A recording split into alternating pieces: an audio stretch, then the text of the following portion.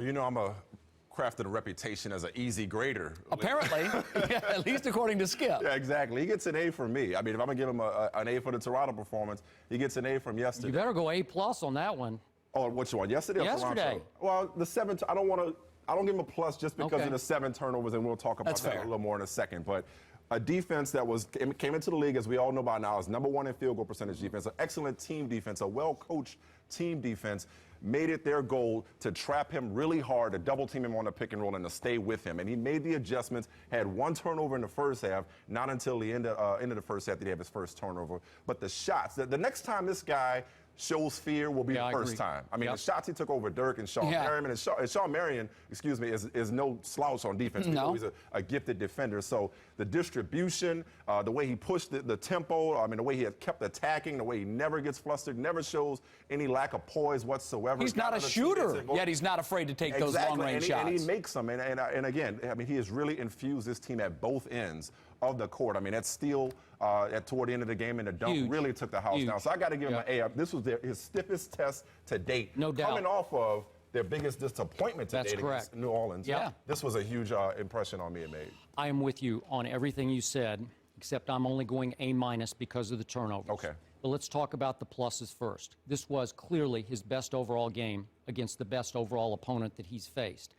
An opponent that went into the game, and this is what Tyson Chandler was talking about after the game, with a way to stop Jeremy. Are you kidding me? You're going to gear your game plan to stop Jeremy Lin? It's come to that, So they doubled him for about 2.5 quarters. They tried to double him and take the ball out of his hands high just so he couldn't generate the offense. Right. And it didn't work.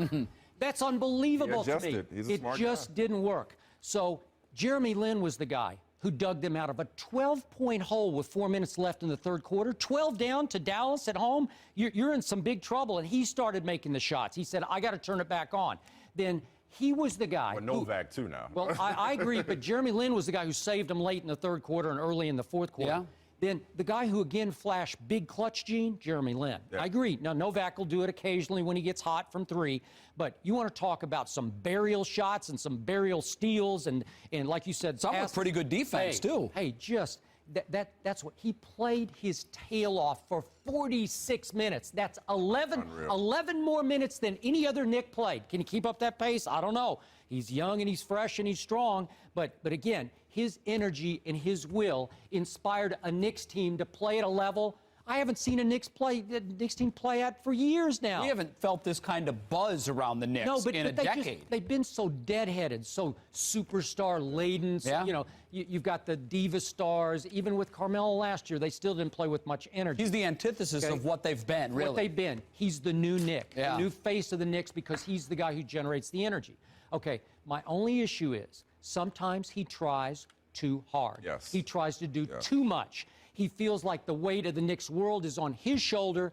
So with incredible first step, underrated Steve Nash-like quickness, he's got a real first step. He can get into the lane whenever he wants. Unfortunately, occasionally, he doesn't have a great plan when he gets into the lane. So he'll get caught up in the air with, uh-oh, what do I do now? But isn't that his plan, Skip, is to penetrate and to see what opens, and sometimes that opens late. This will come as he gets a little...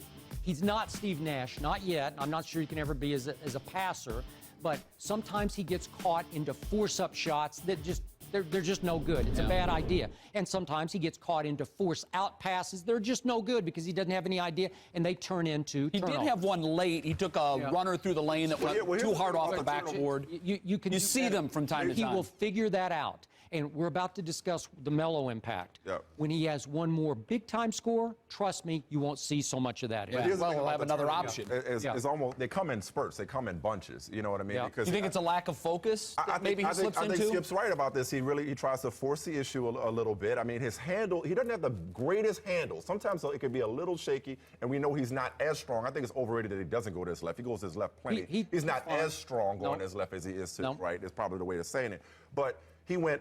the New Orleans game, 9 turnovers, 1 in the second half, 1 in the first half against Dallas. So if I can play with the numbers a little bit, he's yeah, gone a full game with 2 turnovers. Yeah, that's a fair and then point. he had 1 turnover in the first half against Sacramento. So we've seen him, albeit Sacramento. So we've seen him take care of the basketball for long stretches. He just gets sloppy at times. 3 of them yesterday came all on consecutive possessions. Where you're trying to dribble between too many people. Right, but but once Carmelo comes, it's going to be awfully hard to pack the paint. Totally like that, agree. Yeah, well, it gives him another option, perhaps his best option.